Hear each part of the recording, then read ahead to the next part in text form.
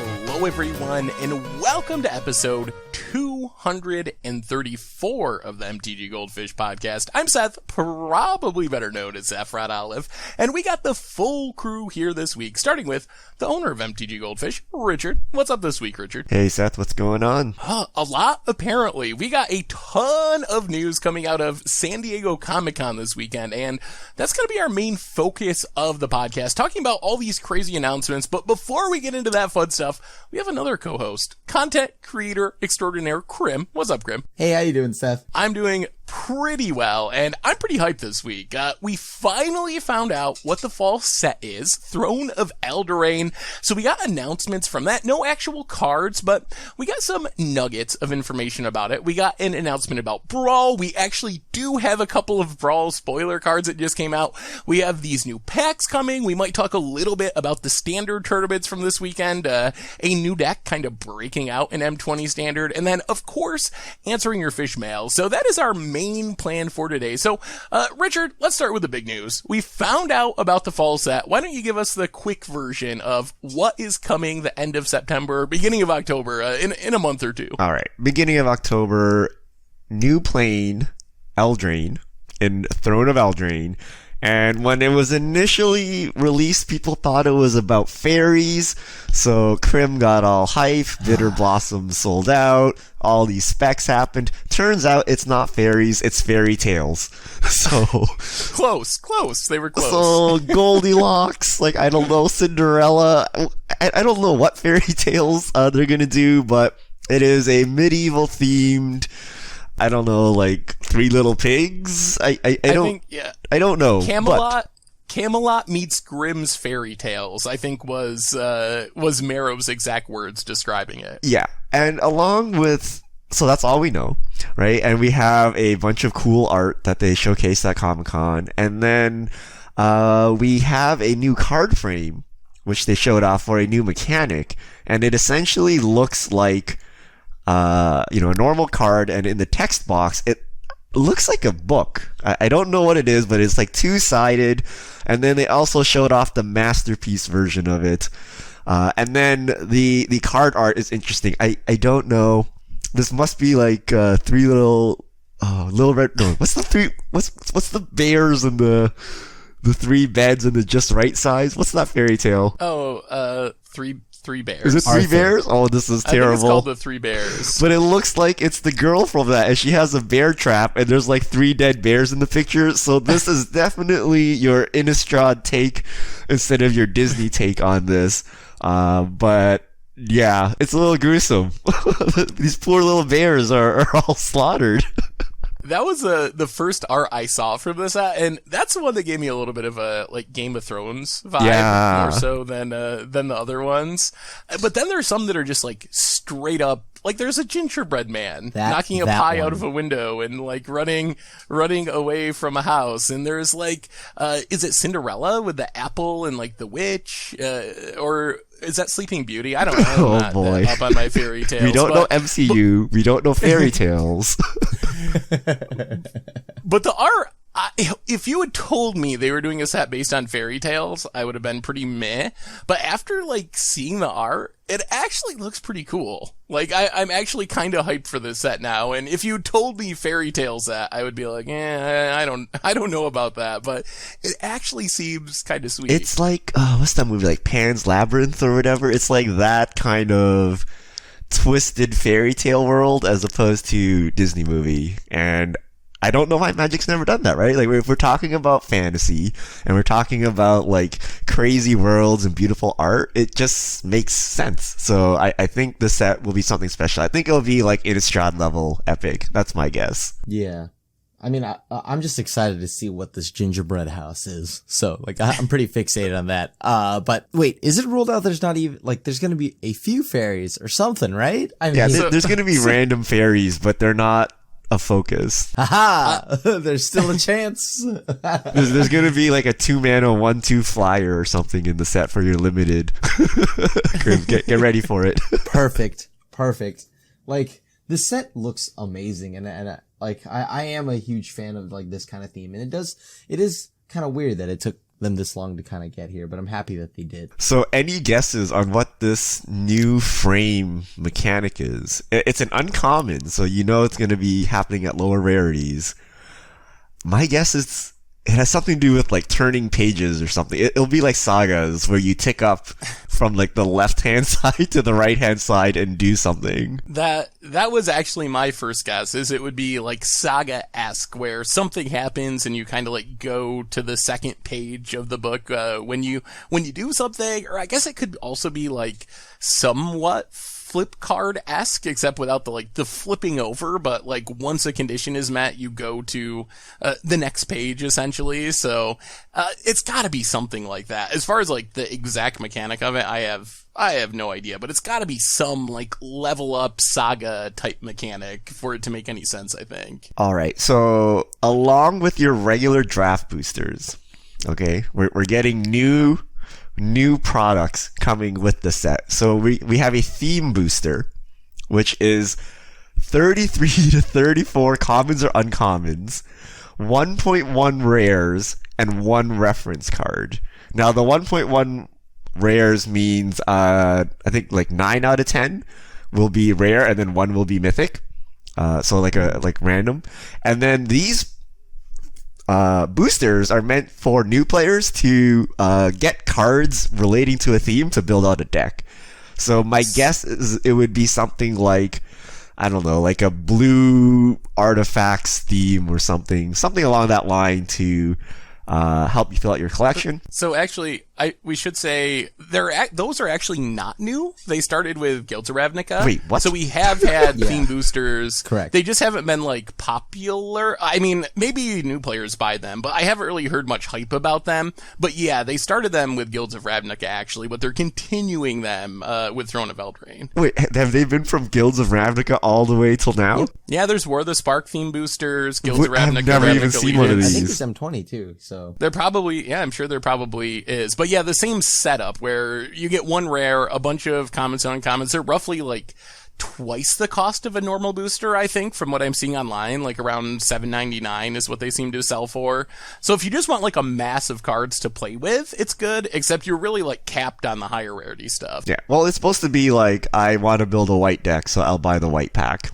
And then you get a bunch of white commons and uncommons. So usually not for us in franchise players, and apparently so much that I don't even know they existed.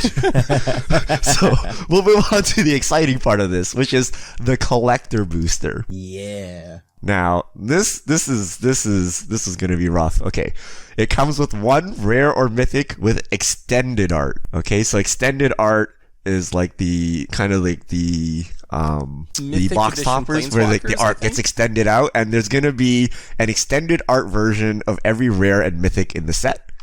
You're gonna get 1 foil rare or mythic. You're gonna get 9 foil commons and uncommons, and then 3 special frame cards, which are showcase or borderless planeswalkers. So these will be masterpieces. 1 ancillary card, which is a random card they want to throw in, and they're saying for Throne of Eldraine, it's going to be like things like buy box promos. And then finally, 1 foil token.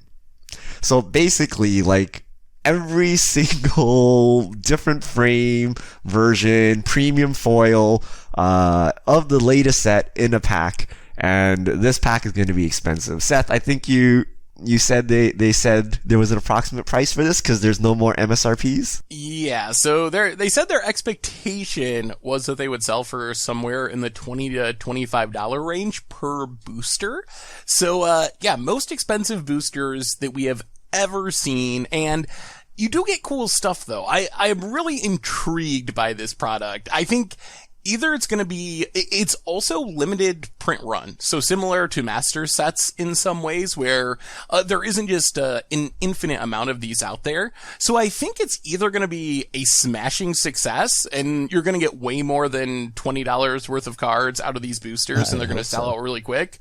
Or it's going to be the exact opposite where we see them selling for like $10 online because there's just like not as much value as people were hoping. So I think it could go either way, but it's definitely a really cool, I think for me, like lottery tickets, like scratch offs. If you ever see people play scratch offs, there's a lot of like $1 scratch offs and $2 scratch offs. And then you always know like one person who buys like $25 scratch off tickets because they're even stupider than the people that buy the $2 scratch offs. This is like the $25 scratch off of Magic packs, I think. Like that's a pretty good comparison.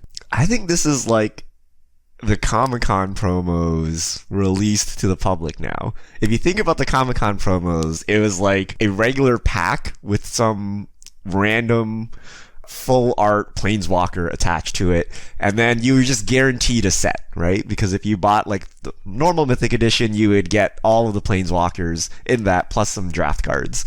Now it's like you're not guaranteed that, it's random. So if you're trying to get the whole set, you're going to have to get a lot of these.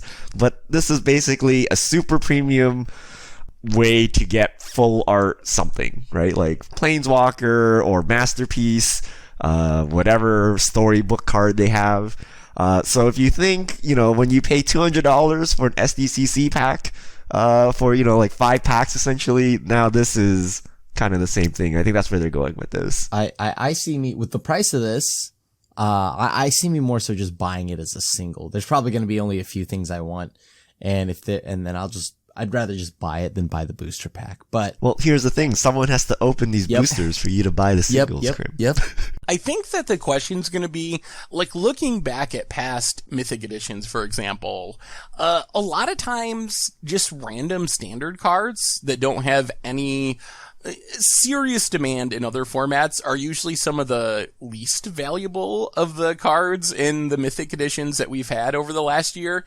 So I think for me, it's probably really going to come down to what Eternal playables are in this set. If there's like heavily played modern cards or legacy cards, or even like really good commander cards, that this is the only way you're getting them with this like crazy border and they're in high demand, then I could see these having a lot of value and a pretty high EV.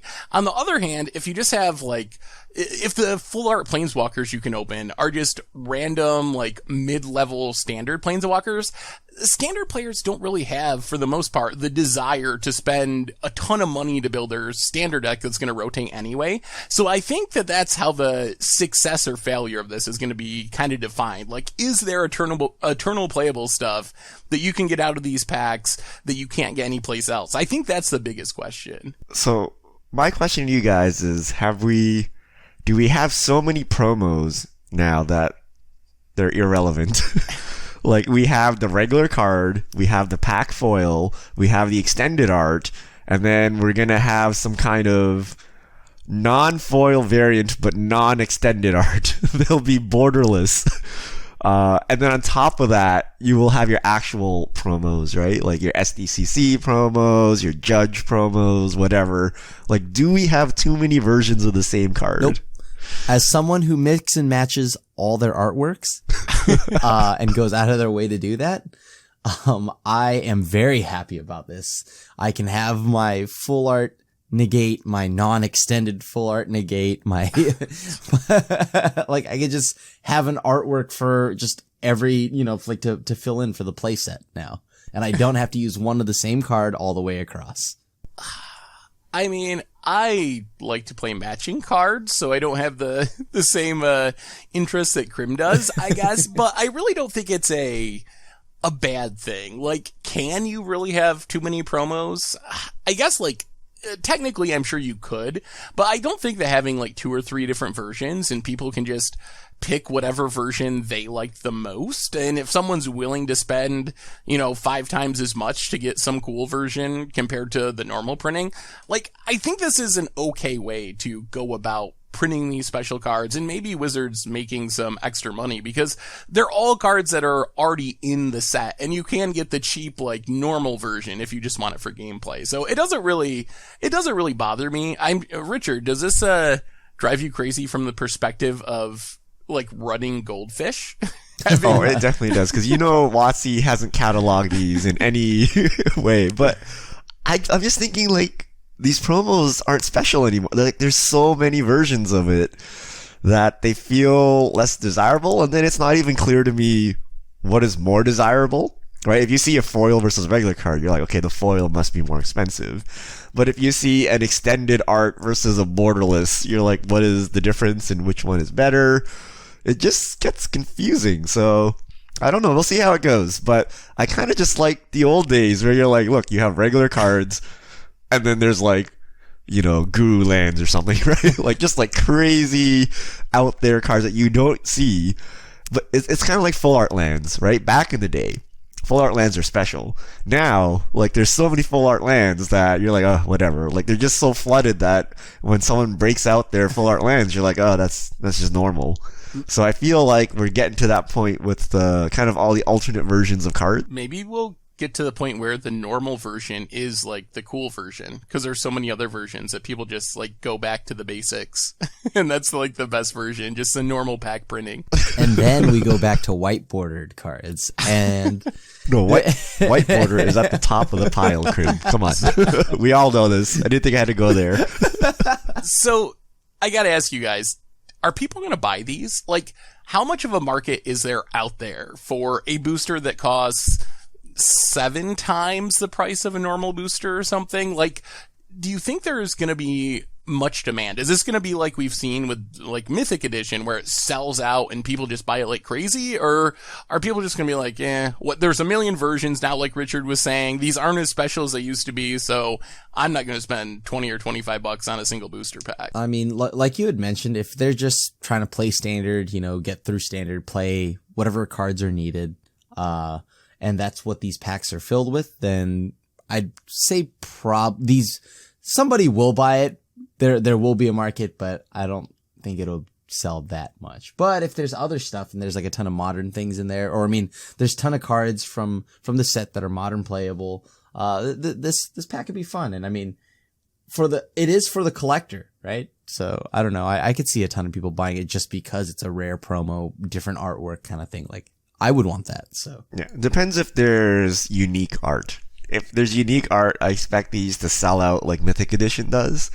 If it's just, you know, normal art and then the set doesn't look particularly strong, then I think they'll just hang around and, you know, people will buy some, but they won't be scarce, right? So it's going to depend on what the art looks like and how good the set looks. I mean, they didn't say anything about new art on any of these cards, right? It sounds like that's what worries special me. frames and like extended art, I guess. The one example they showed off, the art did look pretty new of like the little girl with the bear. The zoomed in version, you just kind of like see her face. And then the extended art version, you get to see like all the background with it. But still, I think it's the same picture, just like zoomed out and zoomed in. So I don't know if we're actually going to see new art on any of these based on just reading the announcement. Well, the showcase frame looks different, right? Mm-hmm. Is the art showcase different frame, though, or just the frame? No, it's different. Okay. yeah, like It's different. It's like the masterpiece looking frame, right? It's like all jazzed up. I don't know. well, the frame has like the vines and all this stuff around Yeah. it, but then the art itself is also different because you actually see the little girl like holding the cleaver and the dagger and then standing on the bears and stuff like Yeah. that. All right. So, okay. So that was first Comic-Con announcement. Second Comic-Con announcement, Brawl. You thought it was dead, but it's not. We're getting 60 card pre-con decks from WotC directly, just like Commander decks, for Brawl. I am trying to find if they listed the price. It's so like 2017 of Wizards. There was a time when people would have freaked out about Brawl decks, but I think they might be like a year or two past that point, although they did say that they're bringing Brawl to Arena, which is probably the biggest news out of the Brawl announcement.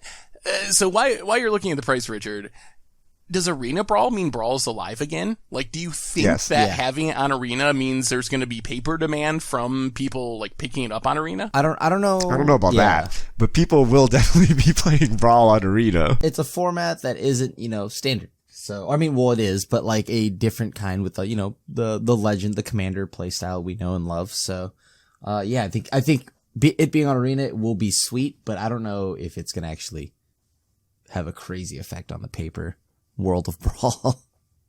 Because I would just play Commander. I mean, I right? think this is basically what they wanted, right? Like, you want to play Commander, except we don't want to buy like 20 years of Magic cards, so we'll just keep it to standard. And Arena has a standard, right? So this is perfect.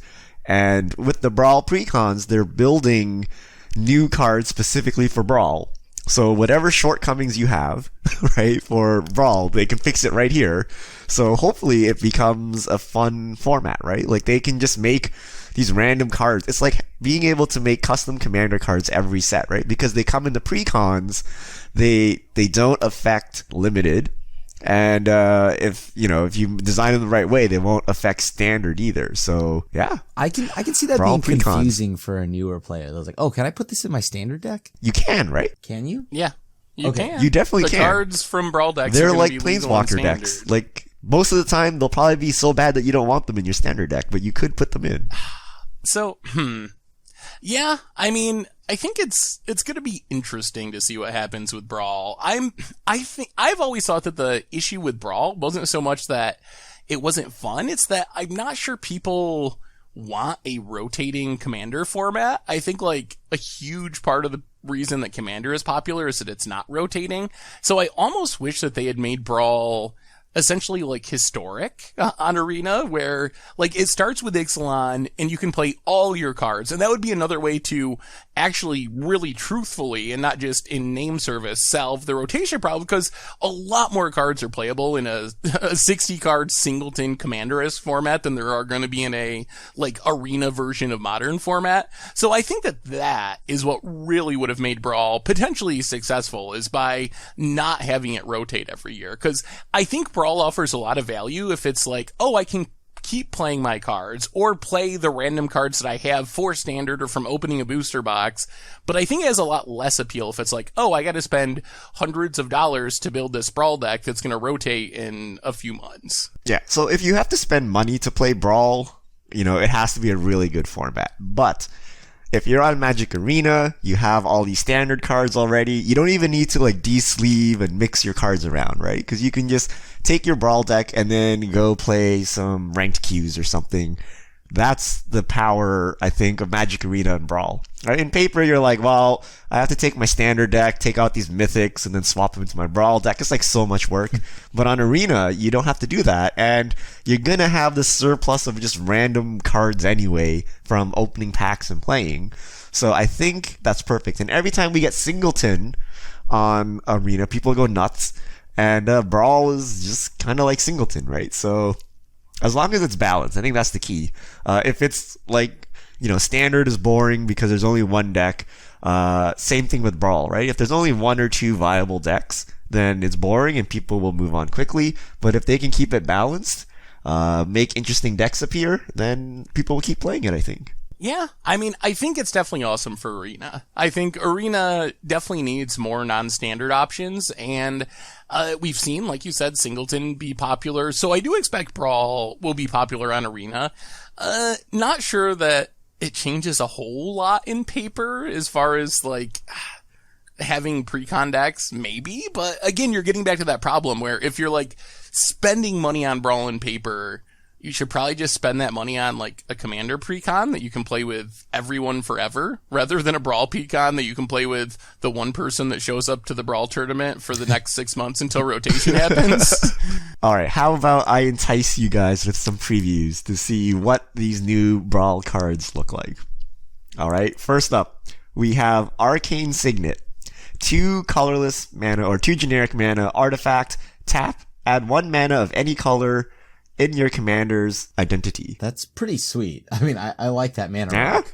It's like Felwar Stone, except you don't have to rely on your opponents having the right mana for you. Yeah, this is like, for me, this card is more about Commander than Brawl, personally, although I'm sure it's going to be great in Brawl, but I think this is just a new staple. Like, this tops Signets, it tops Talisman, it tops...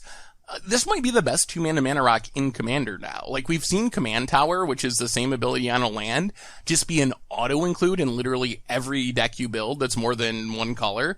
And I think this is going to be the same. Maybe you don't play in green decks because you have the green ramp, but I think this is just the new best 2-mana rock in Commander. I agree with that. I mean, it's Command Tower, but on a mana rock. I love it. Also, I like Felwar Stone, though, because you can steal your opponent's spells and then play them later. oh, you can just play them both. Yeah. I did want to say, too, like, with this card, it's really interesting that one of the challenges of Brawl is what we were talking about earlier, that the cards are standard legal. So cards like this are a way that you can make a 2-mana rock for Brawl that isn't a 2-mana rock for standard, even though it's technically standard legal. So I think it's I expect we'll see more of these designs, because I don't think they're going to try to break standard with these Brawl cards, or print even like standard staples, or even really playables, as the new cards in the Brawl deck. And this is a pretty slick way to make a really strong mana rock that is going to technically be standard legal, that has absolutely zero relevance to standard. Wait, I'm confused. If you have no commander, does this add a colorless, or does this do nothing? It is just a 2-mana artifact.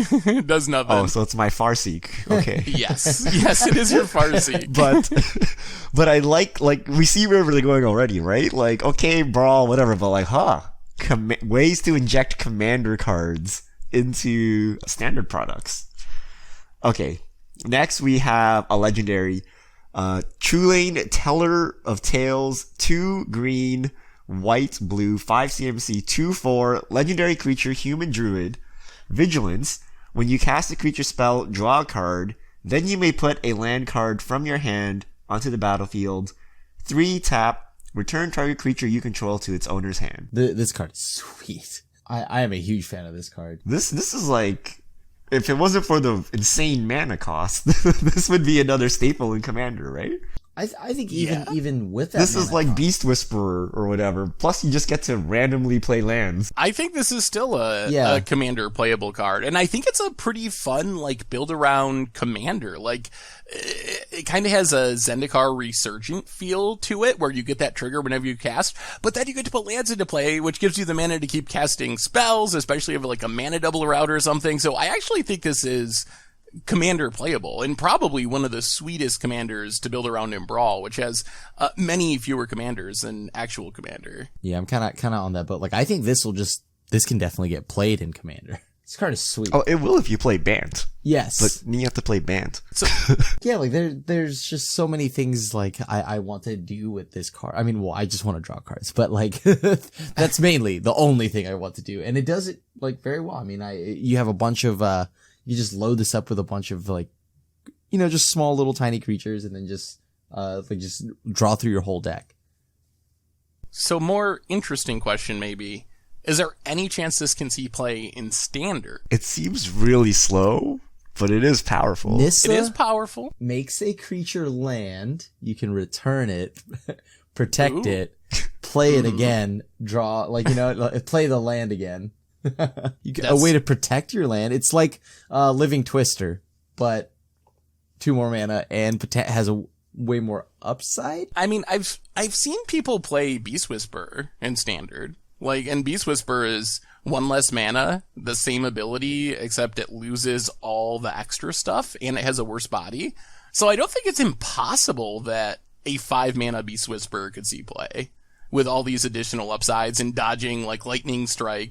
We also have, I guess this doesn't have Flash, but we could throw this into a deck that, the Simic Flash deck, and then look at that, we could protect it. Ooh, or man, could you imagine this with Risen Reef going?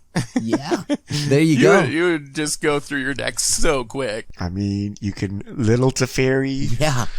You would draw 2 cards by bouncing your own creature and replaying. Look at the value. But this also gets bounced by Little Teferi for 5 mana and has no side effect, no effect at all. It removed some loyalty. Yeah, that's true. That's like true. A shock. They drew a card. if your opponent goes to bounce it with Teferi, you can always just pay 3 and bounce it yourself to show them what's up.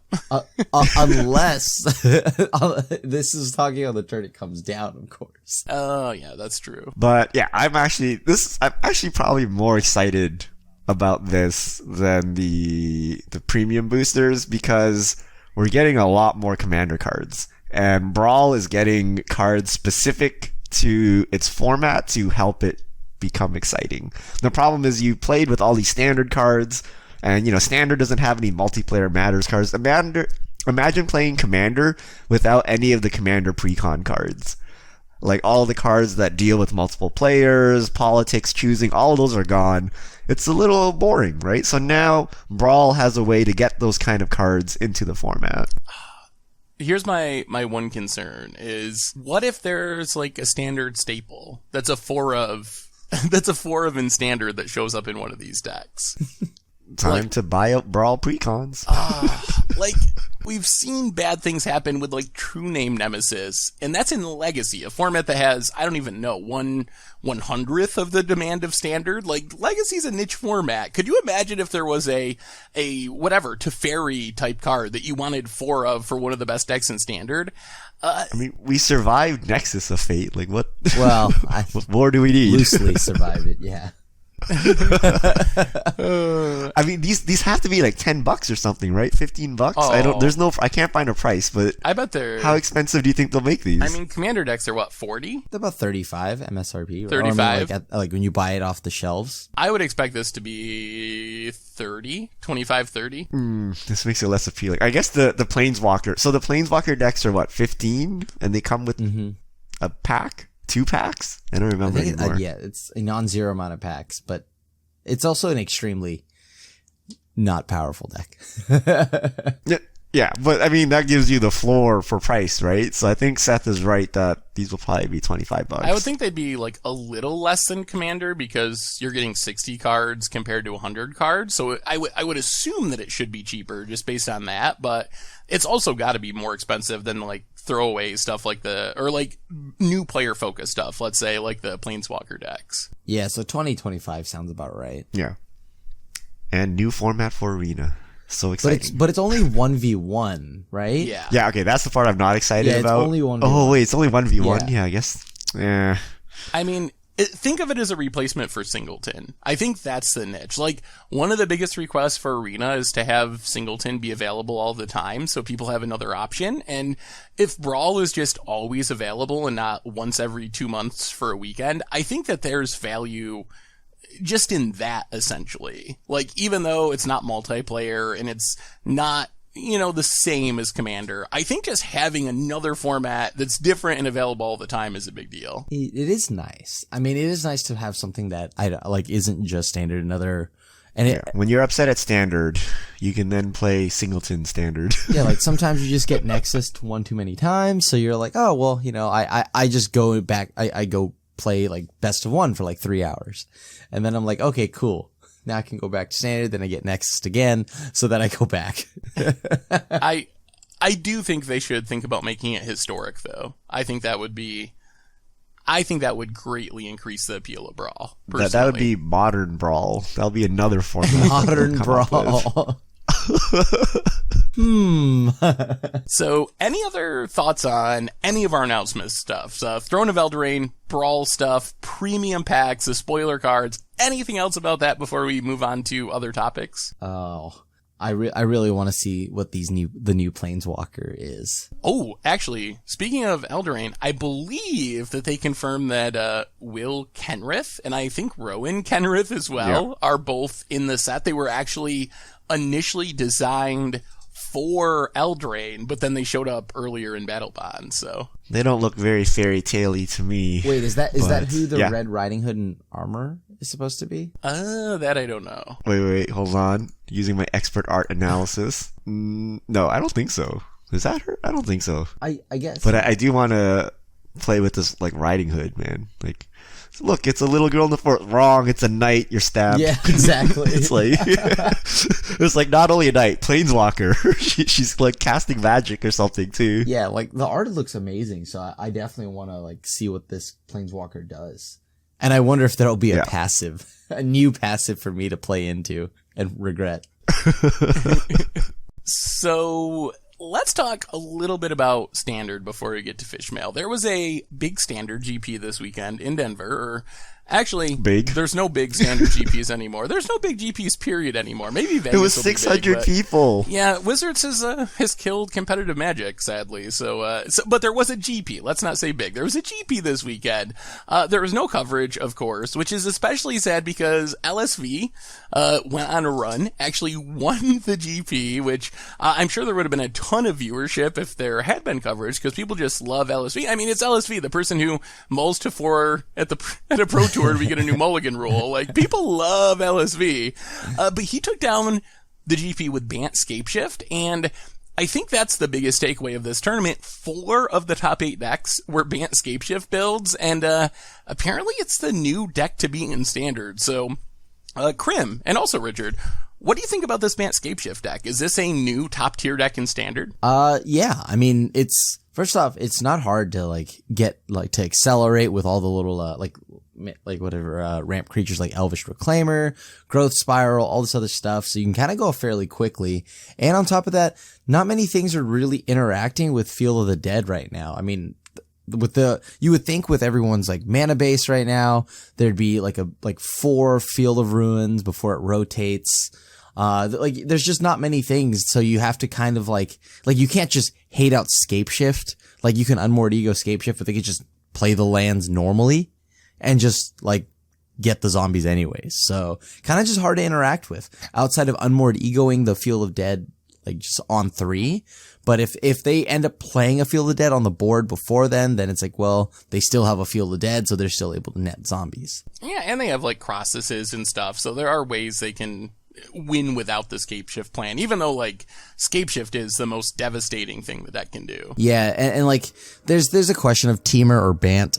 And the reason why Bant is pretty sweet is you getting Teferi. And I know that is obviously something that I think is sweet, but it is very nice to be able to go and when, you're playing against an aggro deck and you get to instant speed Circuitous Route or instant speed Scapeshift, get a bunch of zombies, block.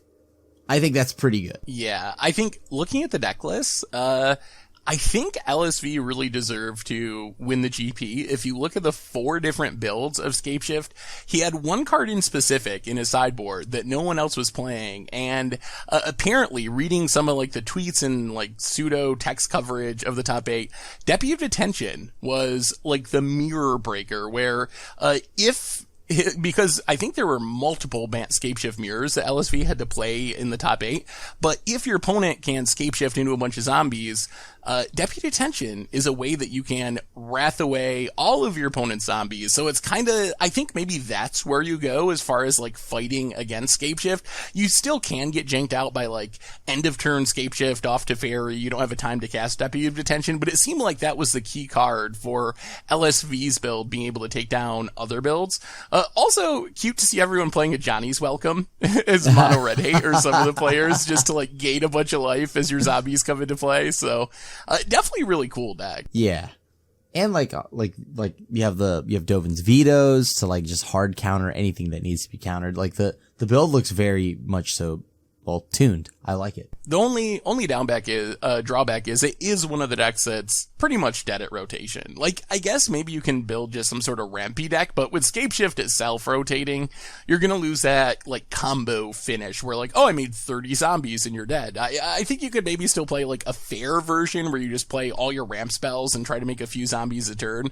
But it seems like the deck is kind of something for the next month or two really until rotation hits. I'm kind of sad. This is the combo deck I'd love to see in Standard. I think this deck is totally fine, and that's just because it has Teferi. No.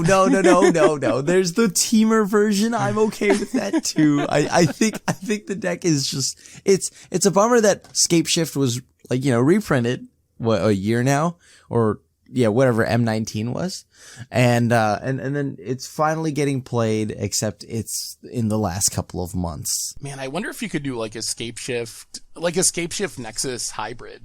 It seems like the cards would work together. Thanks. I'll pass. but you could still play Teferi. Does that change your mind? No, it doesn't. I've openly said I'm willing to give up Teferi as long as I never see Nexus again. Actually, I've been thinking about rotation. Before we get to Fishmail, which we need to get to, what are you most happy to see leaving? We've had some pretty annoying decks in Standard. Nexus, some people would say Big Teferi, Mono Blue is another pretty reviled deck. What's the one decker card that you're oh my god, I can't wait for rotation for this to be gone? Nexus of Fate. I'm throwing a party. I'm just gonna, once it leaves, it's going away party. Thank you, get out of Standard. I am so happy for that to leave. What about you, Richard? Teferi. Get this card out of here. It's been all over Standard for so long. We need a new face of Standard. I I actually think it's Curious Obsession for me. I think I hate losing to mono blue. Like the 1-drop Curious Obsession, counter all your stuff for the rest of the game. To me, that feels way more demoralizing, honestly, than Nexus or even Teferi. I feel like I could beat Nexus or Teferi, but whenever I see 1-drop into Curious Obsession, I immediately go into, okay, this game's over mode. But they have the decency to kill you quick, you see. Yeah. Instead of like, oh, let me use my emblem as a finisher. Yes. All right. Let's answer some fish mails. All right. If you have questions, send them to @MTGGoldfish with the hashtag MTGFishmail, and we'll get to your questions on air. Wallix Braxton. Hey Seth, I was wondering whatever happened to Lantern Control. Is it really that poorly positioned in the current meta, or is it more of a pilot issue? What do you think it would take for it to be good again? Ooh. So I think there's multiple problems that is kind of keeping Lantern Control down. One is, it is a hard deck to play, and you have to not just know your deck, but know the metagame to be successful with Lantern Control. So that crosses some number of players off the list. A sneaky reason that it's really rough now is the prevalence of Karn the Great Creator, which just kind of shuts down your entire plan of playing these janky tap to mill you for one stuff. Don't even need Mycosynth Lattice. Yes, you just need the card in that matchup. So I think that's part of it. And the other thing is, we see Word Prison, I think, has kind of almost evolved out of the Lantern Control decks, but in a way where you don't necessarily need to scoop to a Karn the Great Creator. And you have we saw a Mono Blue Prison deck do really well at the SCG team event. So I think that you can play something similar in Word Prison decks that are a little bit better in the current metagame. All right. Huston Ash, are you aware of the best format, Canadian Highlander, popularized by LRR, 100 card singleton vintage, no ban list but points, 10 points in your deck? Are you interested in playing or making content? I think the thing about that is just like, you can't do it on Moto, right? Yeah, there is no Moto support, and in paper, that would require you having a vintage collection to begin with. So it is a fairly exclusive format, but it does look interesting. You do get to play with all the powerful cards, but you can only choose some due to the point system. So that's how they balance it. Yeah, I think it's a really cool format. I like the idea of the point system deck building restriction, but I just don't really know anyone that plays it. So it's not like something I have access to playing, and it's not like there's queues on Magic Online you can jump into. So it intrigues me, but I don't know if I will ever actually get a chance to play it. Yeah, this would be perfect for Magic Online. Decks would be pretty cheap or, reasonably costed. But otherwise, if I was going to go buy all these cards, I'd probably play Vintage first. Maybe we'll have to do a Goat Magic, Richard. Because it is possible to just put together a freeform deck on Magic Online. So maybe we'll do a Goat Magic and just try a match of Canadian Highlander for fun at some point. We should. Yes, that's a good idea. MTG Blizzka, do you think with Bridge being banned that a combo deck with Altar of Dementia and Undead Alchemist will see play? Also, is there a place where you can get your outro music? I think there's the Hogak Dredge deck still just doing fine without Bridge, actually. Wait, is it still a good deck without Bridge? I mean, it's not what it was, but I think I've run into it a few times online where it's just, I don't know if that's just people keeping the dream alive or not, but it's still out there. No, I'm pretty sure Canister 12-0'd the last modern challenge with post-banning Hogak. So it's still an actual legitimate deck. It's not the only deck in the format anymore, but I think it's still a real playable deck. I don't know about the Undead Alchemist plan. It seems fragile and slow. I mean, you can also use Desecrated Tomb. There's other ways you can kinda try to get creatures for free as stuff goes in and out of the graveyard, but the thing that made Bridge from Below powerful is you don't have to cast it. All you gotta do is put it in your graveyard, and then you get all that value. If you have to cast a 4-mana 2/3 to try to combo off, I think the deck loses a lot of its appeal. So I think the combo versions are more or less dead, but Beatdown Hogak still pretty legit. Yeah. And outro music is in the YouTube description. True Cross 77 watched the last Commander Clash and thought of a cool idea. Tomer says Rise of the Dark Realms is a Crim signature spell. What cards are in signature spellbook Crim, Richard, Tomer, Seth, and why? Oh, that's a... You want to take that one away? I think I could probably think of a few of Seth's like cards in Seth Seth's is book. easy. Panharmonicon. Yeah, I Yarok. actually did this like a year ago on April Drifter. Fools. Blood Moon, Panharmonicon again, Siege Rhino, Sphinx's Tutelage was in there, Tree of Redemption, and Sierra Angel. Wait, why is Tree Redemption? Oh, for the memes. Yeah. That's when they've just randomly put Tree Redemption in a master set. We're like, why? Yep. Yeah, that was why. That was the joke. I don't know, for Richard, probably like Thoughtseize, Tarmogoyf. Liliana. No, that's Liliana Spiky the Veil. Richard. Liliana's got to be on there still. Almost like it's a curve. I've never played Liliana in Commander like ever. Like maybe like once. Skeleton. What's a skeleton? There's got to be a skeleton. Death Baron. It's got to be Death Teferi's Protection. Oh yeah. Vesuva, Thespian Stage. Maybe like True Conviction. True Conviction.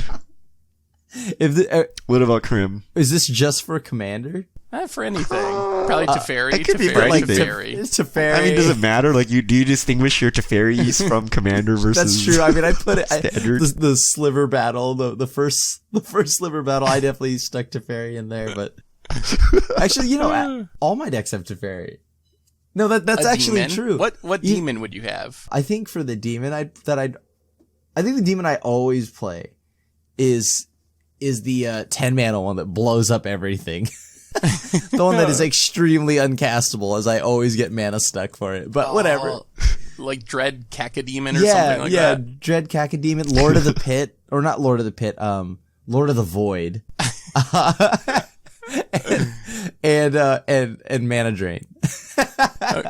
Because I play that in everything that I can. The card is very good. What would Tomer's cards be?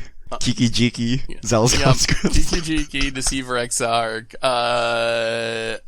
Moonfolk. What's Edric. the Moonfolk legend? Edric. Oh, probably Cauldra. I don't know if that's 3 separate cards or you mash them all together, but definitely Cauldra. And then Kiki Jiki one more time. Yeah. Yep. Okay. Confused column. Hey guys, I have a question for Crim. Which anime character would you like to see as a magic card, and what kind of card? Oh, okay. So you know how we had like the old Magic. There was like cowards and stuff like that. So I'd love to see Shinji from Evangelion come back. And I don't know. I want them to bring that mechanic back. Wow, no respect for him. Come on. Played like almost the entire series and spawned a whole new like line of complaining main characters. So that's what I would like to see. Speaking of animes and magic, the Russo brothers did a panel at SDCC and mentioned that there's potential for live action magic spin-off. Like it's starting with an animated show, but that's something that's on the table and has potential. Yes, and if it's done by the Russo brothers, it's going to be great. Or I mean, I guess maybe you Seth, you specifically don't know that, but like because I don't think you watch Marvel movies. But Nygrin Matthias, hey guys, I love Commander Clash, but I think many of the latest episodes are ruined by someone slamming a powerful permanent, and everybody goes, "I don't have an answer in my hand/deck." Seth, Don't you think gameplay would be better with more interaction? Huh. Yeah, I don't feel bad because you could play interaction. You could kill a damping sphere with your red deck. Come on, people. It's not my fault. It's your fault. I mean, I feel like we usually have enough interaction. I mean, sometimes just nobody has it, but I feel like very rarely has someone just slammed something down early and then like that was the game. No, that's happened for me. Well, I mean, no, the game for you, but the rest of the board progressed. No, okay. But the thing is, like, I don't know how. Like, Seth has it on curve. Like, oh, is it a 2-mana hate card? I've got it. Me, I've got like 10 different ways to kill an artifact. Don't see it. I guess like individual hosers aren't bad. If it's something that hoses the entire table, usually the other 3 will have an answer for it. But if it just hoses one person, everyone else doesn't care. Yeah, No one's gonna spend their tutor to save you. Like, it's fine. I don't know. I have mixed feelings about it. I think, like, on the other hand, like, is a game fun if someone just, like, combos off on turn 3? Or, like, someone just reanimates something game-ending on turn 4? Like, I think there's value to playing cards like that. I think that my thinking on those type of cards in Commander is, I don't like hard stacks pieces or whatnot, but I think that playing things to slow the game down a little bit, and keep people from doing broken things actually can lead to more fun games. At least that's what I tell myself when I want to sleep at night. I actually think it's worse. I think it's better to stacks the whole table than to stacks one person. If you stacks one person, then that person does nothing. But if you stacks the whole table, it becomes like an arch enemy game, right? So it's more interesting. Like, I think I'd rather see an Armageddon go off than, like, I don't know, like a choke or a boil against like a monocolored deck. Okay, Run Thunder Snow. I read your article about decks at rotation, but you didn't talk about a great deck that could come back post rotation. Gates. What are some thoughts about Gates post rotation? I mean, you don't lose any gate stuff. You still got Hydroid Crosses. The pieces are still there. I think that there's no reason you couldn't play Gates. The only issue is Gates is kind of... I think it's struggled since War of the Spark. And I'm not sure that it's going to be in the right place in the meta to be good again. But you still have all the pieces if you want to play the deck. And they're still pretty budget friendly. Like, you could do the Reclamation build with Gates, win with Expansion Explosion, I guess. I think the issue... The problem I have with Gates is, like, the most powerful thing you can do with the deck is just draw cards, like Guild Summit. The Sweeper is also very good, but that gets shut down by Narset. Teferi can, like, bounce some of your key pieces that you want to stick on the battlefield. So I think it just lines up awkwardly with where the format is in general. All right, there you have it. So thank you to everyone who sent in their questions this week. If you have questions, you can send them to mtgfishmail at mtggoldfish, and we'll get to your questions on air. So I think that this brings us to the end of episode 234 of the Goldfish Podcast. But before we go, quick question. We actually haven't, we didn't mention this the whole cast, and we probably should. There's a Mythic Championship this weekend. It's modern, taking place in Spain starting on Friday. So, on the way out the door, what deck's gonna win this first post Modern Horizons, post London Mulligan rule, Modern Pro Tour? Blue-white, Krim? Blue-white. Tarmogoyf is ready, friends. Urza. He's never been stronger.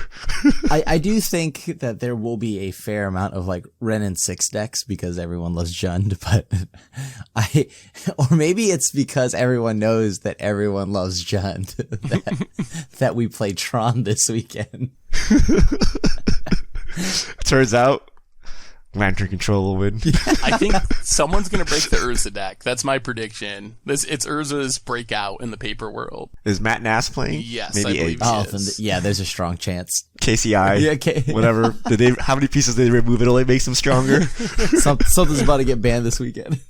After this weekend. I genuinely believe, though, that blue-white is popular enough. Like, you know, everyone has the deck.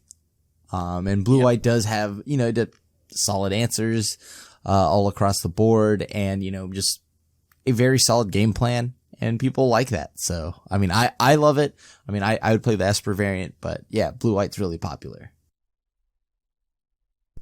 Anyway, you can find out this weekend at Mythic Championship 4, I think we're up to. So, with that, we're done for this week. Krim, Richard, thanks for hanging out. Thanks to everyone for listening. We will be back next week with results from the Mythic Championship. Who knows? Maybe we'll have more spoilers. Whatever else happens in the world of Magic in the next 7 days. So until then, this is the crew signing out.